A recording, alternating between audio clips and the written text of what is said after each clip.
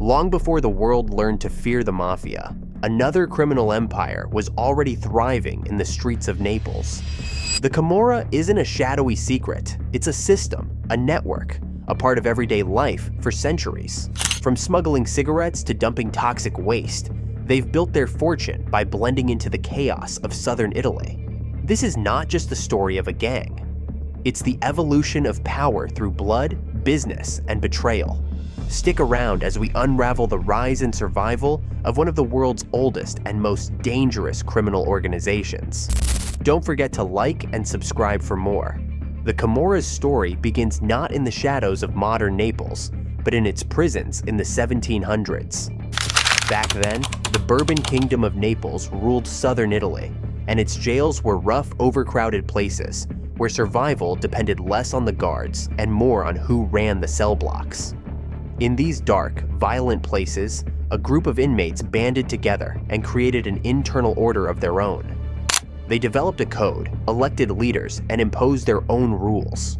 Rules that often held more weight than the law itself. That was the birth of the Camorra, not just as a prison gang, but as something that would later spill into the streets and seep into the very fabric of Neapolitan life. As years passed, what started behind bars began influencing life outside. The Camorra's way of operating, a loose network of tough men bound by mutual interest, fit perfectly into the chaotic, fast-moving city of Naples. Unlike the Sicilian Mafia, which would later gain international infamy for its rigid structure and family codes, the Camorra grew like a wild vine. It didn't have a single godfather sitting at the top. Instead, it had a scattered network of independent leaders who each controlled their own territory or racket. This gave the Camorra flexibility. When authorities cracked down in one place, they would just sprout up stronger somewhere else. It was harder to decapitate an organization that didn't rely on one head. By the early 1800s, the Camorra had made itself at home in Naples. Members were known for running street-level gambling rings, loan sharking operations, and protection rackets. Shopkeepers paid to be left alone, while gamblers paid to keep the dice rolling. If someone needed a favor, maybe to scare off a rival or fix a dispute, the Camorra was ready to step in, often with a knife or a threat. They operated out in the open, not just in back alleys, but in the markets, the cafes, and even around City Hall. Over time, the line between the underworld and the everyday world blurred. People in power knew who the Camorristi were. Sometimes they fought them. Other times they made deals. Naples itself was a city caught in a constant push and pull between order and chaos. Poor neighborhoods sprawled with little oversight. The police were often underpaid and outnumbered. The state felt far away, especially for people just trying to get by. Into that vacuum stepped the Camorra. They filled roles the government ignored. They settled disputes. They provided protection. In some places, they even loaned money to the desperate when banks wouldn't. Of course, nothing came free. People who owed the Camorra were expected to pay, with interest, with favors, or with silence. As the 19th century went on, the Camorra didn't just survive, it thrived.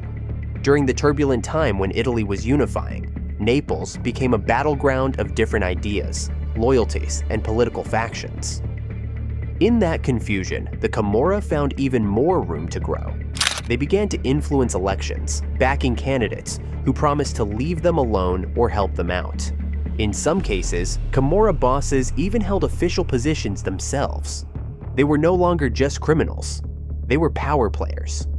One of the Camorra's key advantages was its ability to blend in. Unlike other organized crime groups that might wear sharp suits or have flashy headquarters, the Camorra was made up of people who looked like anyone else. A fruit vendor, a butcher, a cab driver, any one of them might have been a Camorrista. That made it harder for outsiders to pin them down. Even when authorities tried to crack down, they often found themselves chasing shadows. Witnesses stayed quiet, victims didn't talk, and the people who did were often silenced before they reached the courthouse. Another reason for the Camorra's early success was their adaptability. When one racket dried up, they found another. If gambling was too risky for a while, they shifted to smuggling. If smuggling got too hot, they leaned into extortion or loan sharking. Naples was a city with ports, and that meant goods, legal and illegal, were always coming and going. The Camorra was right there in the middle of it. Over time, they built deep ties to dock workers, shipping managers, and customs officials. Everyone had a price, and the Camorra knew how to pay it. The Camorra also understood the value of loyalty, but not in the traditional mafia sense. They didn't rely on blood oaths or long ceremonies. Loyalty came through money, favors, and fear. A boss who provided steady income or protected his people could expect them to stick around. But if he slipped, someone else was always waiting to take his place.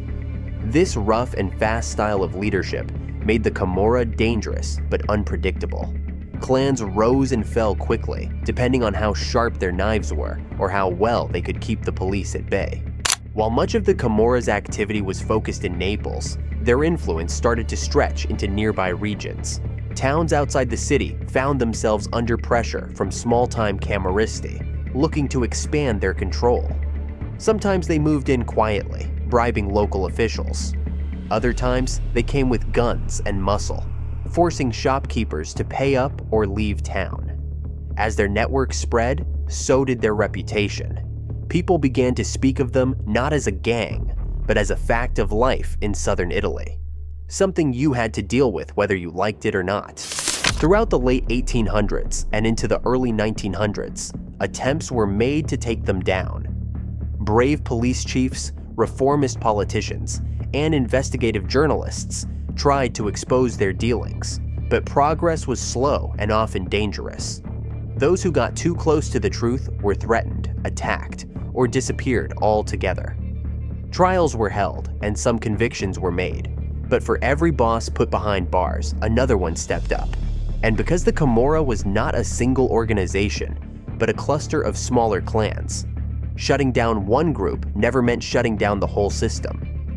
By the time the 20th century rolled in, the Camorra was more than just a criminal gang. It was a permanent part of Naples. They had roots in the streets, influence in politics, and power in the economy. Their presence was felt in everything from who got hired on a construction site to who won a city contract. And although many Italians knew about the Sicilian Mafia, it was the Camorra, quieter, more scattered, but deeply entrenched, that controlled the heartbeat of Naples. The early years of the Camorra set the stage for what would come next. They built a model of organized crime that didn't rely on tradition or strict codes. Instead, they focused on survival, profit, and opportunity. That flexibility made them nearly impossible to destroy. Even as times changed, the Camorra found ways to stay alive, shape-shifting through the decades and always staying one step ahead of the law. When Mussolini rose to power in the 1920s, one of his top priorities was to crush the organized crime networks that had taken root across Italy. The Camorra, long seen as a thorn in the side of Naples, became a prime target. The fascist regime launched a ruthless campaign to reassert state control, and for a while, it worked. Dozens of known Camorra leaders were arrested, exiled, or executed. Their influence was weakened, their operations scattered. The once visible grip they had on Neapolitan society seemed to loosen. But the truth was more complicated. While the regime was successful in breaking up some of the old guard, it never fully eliminated the Camorra. Like a fire forced underground, it smoldered quietly, waiting for the right moment to rise again. That moment came after World War II. Italy was left in chaos, cities were bombed out, the economy was shattered, and law enforcement was thin. In Naples, food shortages, joblessness, and housing crises created fertile ground for old networks to rebuild. The Camorra didn't just return, they came back smarter, more connected, and better equipped for the modern world. They adapted quickly to the black market, smuggling everything from cigarettes to coffee to weapons through the city's bustling ports. American soldiers stationed in Naples became both customers and unintentional allies, pumping money into the local underground economy. During these post-war years, the Camorra returned to its roots of offering services where the state failed. The government was too slow to rebuild housing, so the Camorra stepped in, taking control of construction contracts, squatter settlements, and neighborhood services. They didn't just offer protection anymore. They controlled the very bricks and mortar of Naples. With construction came opportunity.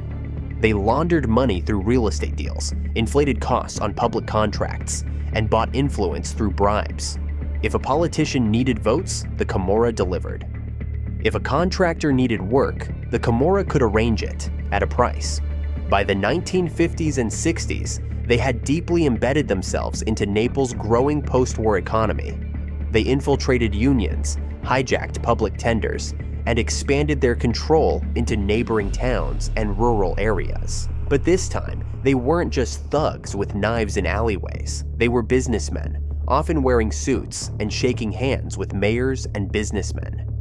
Still decentralized, the Camorra operated through dozens of clans that each ruled their own territory, sometimes cooperating, sometimes clashing, but always bound by a shared hunger for profit. The most lucrative racket of the era was cigarette smuggling. With taxes on tobacco high and demand skyrocketing, the Camorra turned Naples into a hub for contraband. Shipments flowed in from the Balkans, the Middle East, and North Africa. Boats docked quietly at night. Trucks disappeared into the maze of city streets. Street vendors sold loose cigarettes on every corner. Police were either bought off or too scared to interfere. For many Neapolitans, cheap smokes became part of daily life, and everyone knew where they came from. Some didn't care. Others just saw it as the way things were. This golden age of smuggling was also a time when the Camorra restructured itself in subtle but important ways. While it still avoided the rigid hierarchy of the Sicilian Mafia, it began developing more coordinated leadership among the most powerful clans. Networks of alliances formed, connecting Naples to the wider world. Weapons came from Eastern Europe. Money was laundered through Swiss banks. And increasingly, the Camorra turned its eyes toward narcotics. The shift didn't happen overnight. It began with heroin, smuggled in small quantities through the same routes used for cigarettes. Then came cocaine, and with it, an explosion in profit and violence. But before the drug era could truly take off, another cornerstone of Camorra power emerged: their total dominance of the construction industry. Naples, like many southern Italian cities, faced a housing crisis. After the war, thousands of people had been displaced, and the government began funding large-scale public housing projects. The Camorra saw this as a jackpot. Through threats, bribery, and outright fraud, they secured contracts, diverted funds, and built entire neighborhoods. Often these buildings were poorly constructed, dangerously overcrowded, or riddled with corruption from foundation to roof. But they provided shelter and, more importantly, money and control. By the 1970s, the Camorra's fingerprints were on everything from schools to sewer systems. They didn't just feed off the black market anymore. They were inside the formal economy. Government officials, building inspectors, and local police were either collaborators or kept quiet out of fear. Some were family members, others owed debts, and many just saw it as the cost of doing business in Naples. At this point, even people who wanted nothing to do with organized crime still ended up under its shadow. Want to rent an apartment? Chances are the landlord kicked up to a Camorra clan. Need a building permit? Better know the right people. But with this growth came tension. The Camorra wasn't a single organization. It was a web of clans, and not all of them agreed on how power should be divided. Old-school bosses who had risen through smuggling and street-level extortion started butting heads with younger leaders who wanted to move faster and more ruthlessly, especially in the drug trade. These clashes simmered at first, but they were building towards something explosive. The stage was being set for a decade of bloodshed. But in the meantime, the Camorra remained untouchable. Investigations stalled. Witnesses vanished. Judges were intimidated. And the average citizen, caught between poverty and fear, had little reason to believe that the state could protect them. The Camorra wasn't just a criminal force. It had become part of the system, a shadow state with its own rules, its own economy, and its own brand of justice. It taxed businesses, punished traitors, and handled disputes faster than any courtroom. And because it did all this while putting food on the table for thousands of families, many people tolerated it, even respected it. That tolerance, however, came at a cost. The city grew more corrupt, the quality of public services declined, violence simmered just beneath the surface. And while the Camorra had managed to reinvent itself after the war and adapt to the demands of modern life, its own internal contradictions were starting to show. Its success was breeding competition, its profits were creating envy, and its loose, decentralized structure, once its greatest strength, was now making it harder to control. Naples in the 1970s looked nothing like the crumbling city of the fascist era. It was rebuilding, growing, pulsing with life. But beneath the surface, the same forces that had haunted it for centuries were still at work. The Camorra had survived Mussolini, the war, and a decade of political upheaval.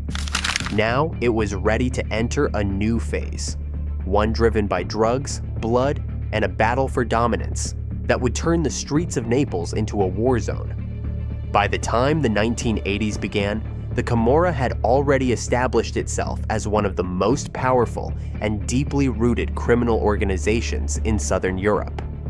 But with power came conflict. What had once been a scattered group of smuggling clans evolved into a sprawling network of rival factions, many of them driven by ego, ambition, and a hunger for more control over the booming drug trade. Naples, already a city marked by inequality and economic hardship, soon found itself caught in the middle of a brutal gang war that would leave thousands dead and entire neighborhoods under siege. The spark came from a man named Raffaele Cutolo, a former small-time thug turned prison kingpin who had grander ambitions than most. While serving time behind bars, Cutolo founded a group he called the Nuova Camorra Organizzata, the New Organized Camorra. Unlike the older, more traditional clans, Cutolo envisioned a united force with a single chain of command, and himself at the top. He recruited both inside and outside prison walls, offering protection, money, and purpose to young, disillusioned men. His message was simple: join me, or be crushed, and many did. Cutolo's group began swallowing up smaller operations, either through alliances or by force. He had connections with corrupt politicians, a growing heroin business, and a fanatical base of young recruits who followed his orders without question. But not everyone was ready to fall in line. A rival coalition of older, more established clans responded by forming the Nuova Familia, the new family. This wasn't a family in the sense of bloodlines or tradition. It was a defensive alliance, a collection of Camorra bosses who agreed to set aside their differences long enough to fight the greater threat that Cutolo posed. What followed was one of the bloodiest internal wars in the history of organized crime.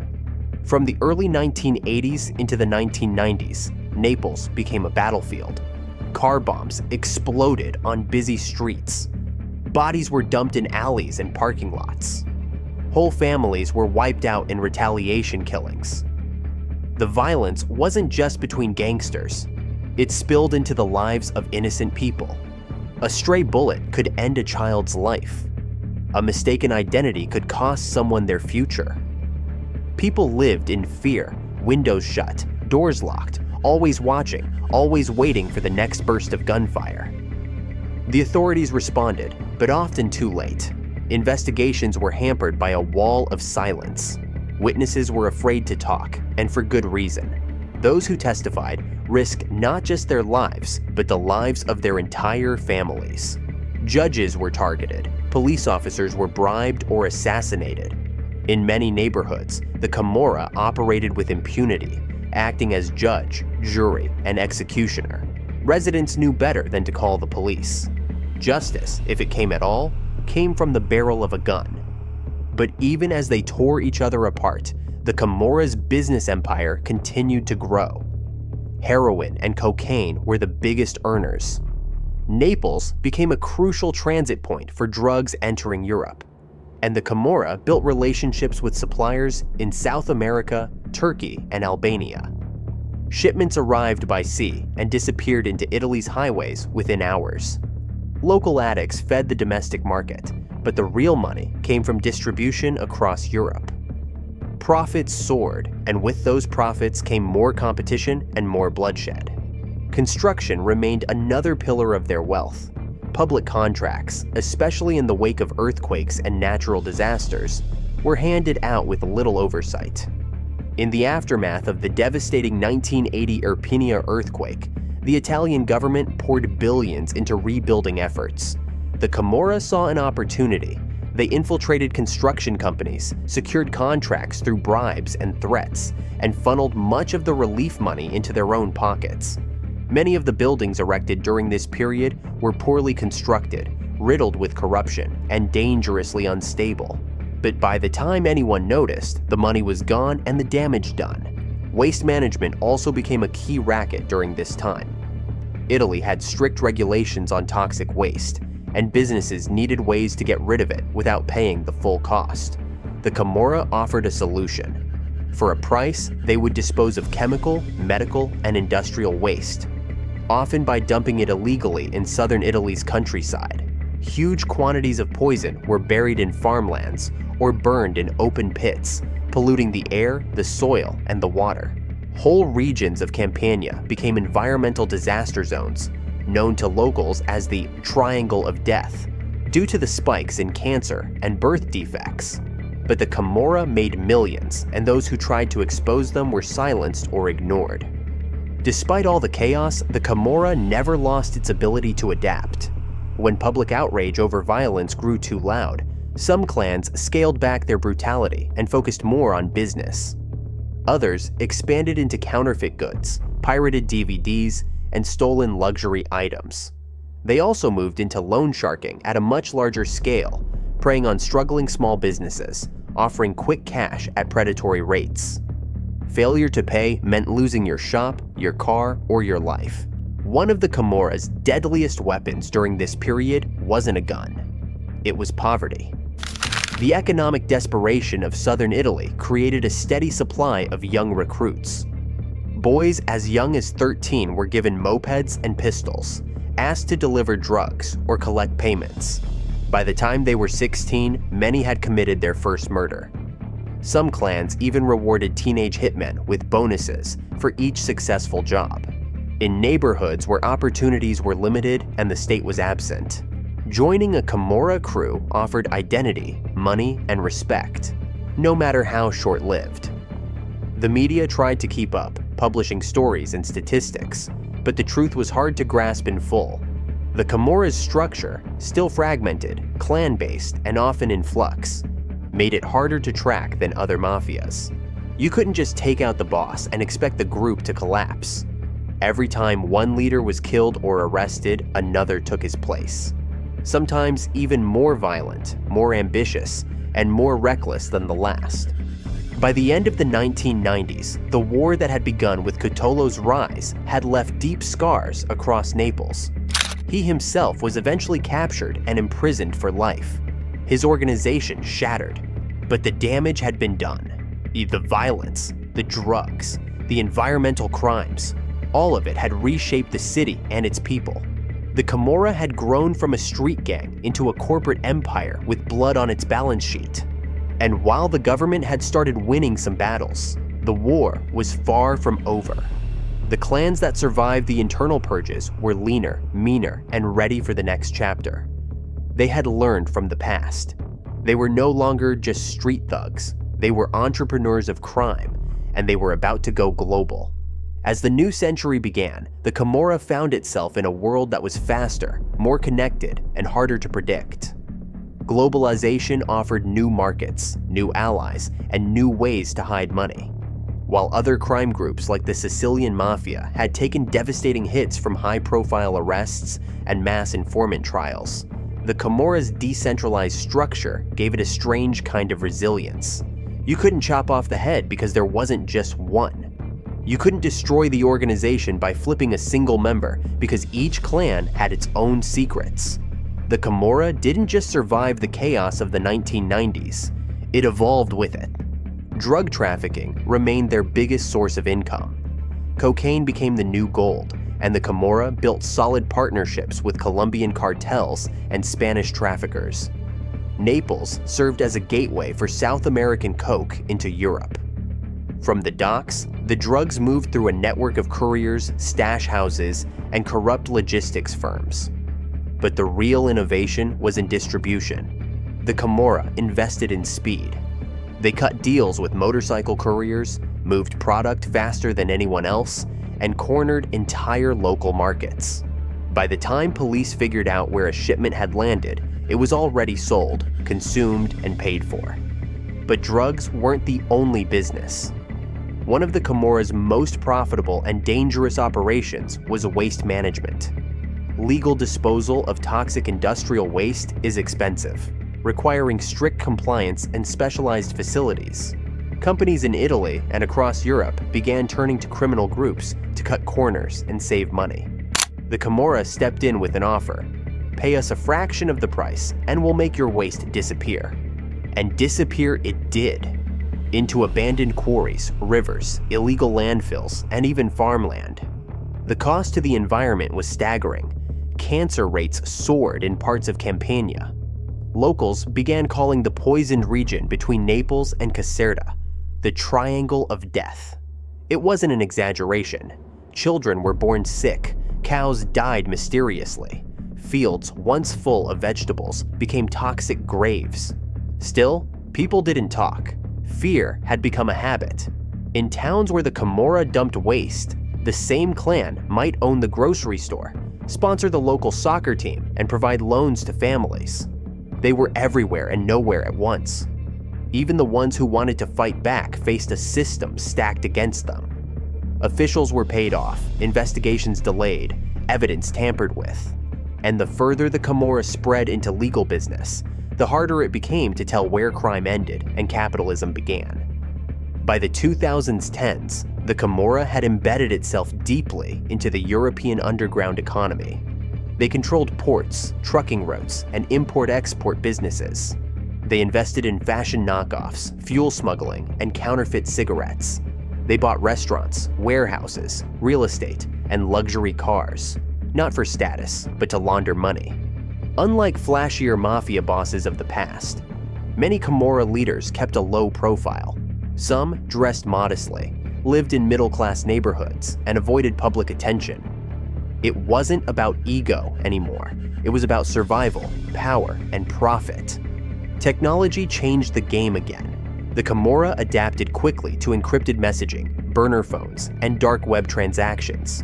Recruitment went digital. Orders were given over voice notes. Surveillance was countered with drones and jammers. Younger members treated crime like a startup. Fast cash, constant movement, and minimal ties. There were no long dinners, no blood oaths, no family codes, just business. Killings still happened, but more selectively. Hits were outsourced. Enforcers were paid like freelancers. Fear didn't come from fire bombings anymore. It came from quiet threats, lost jobs, or a visit in the middle of the night. Italian law enforcement, meanwhile, launched wave after wave of anti-mafia operations. Some were successful. High-profile bosses were arrested. Assets worth hundreds of millions were seized. Surveillance improved. New anti-mafia prosecutors took bold action. But it often felt like punching water. One clan would fall and two more would rise. And because the Camorra was never just one group, taking down a faction in Naples didn't touch the clan in Caserta or the one operating in Milan or Valencia. The problem wasn't just criminal, it was cultural, systemic, and generational. Still, there were cracks. Some insiders began cooperating with authorities. A few turned state's witness, offering maps of the organization from the inside. These collaborations led to hundreds of arrests, but they also revealed how deeply the Camorra had sunk its roots into politics, construction, and even law enforcement. The organization had become so integrated into daily life that dismantling it wasn't just about busting drug rings. It meant rethinking how entire communities functioned. In recent years, the Camorra has moved even further into white-collar crime. Investment scams, cyber fraud, and EU subsidy theft have all become part of the playbook. They've learned to manipulate loopholes, exploit regulations, and use legitimate business fronts to expand their reach. Some clans now own shares in energy companies. Others dabble in cryptocurrency. There's no uniform playbook anymore, just a shared instinct to grow, profit, and remain invisible. And so the story of the Camorra continues. What started in the prisons of 18th century Naples has grown into a criminal empire with global connections and local control. They've outlasted kings, dictators, and economic crises. And while their methods have changed, their goal has not. It's still about power, still about money, still about staying one step ahead of the law in a world that never stops moving. The Camorra's history isn't just buried in the past. It's still being written in the streets of Naples and beyond. Despite decades of crackdowns and arrests, this loose yet powerful network continues to evolve, moving silently through industries, borders, and generations. Their resilience lies not in their weapons, but in their ability to adapt and embed themselves in society. As long as there's profit to be made and silence to be bought, the Camorra will endure. If you found this story as gripping as we did, hit that like button, subscribe, and check out our channel for more deep dives into the criminal underworld.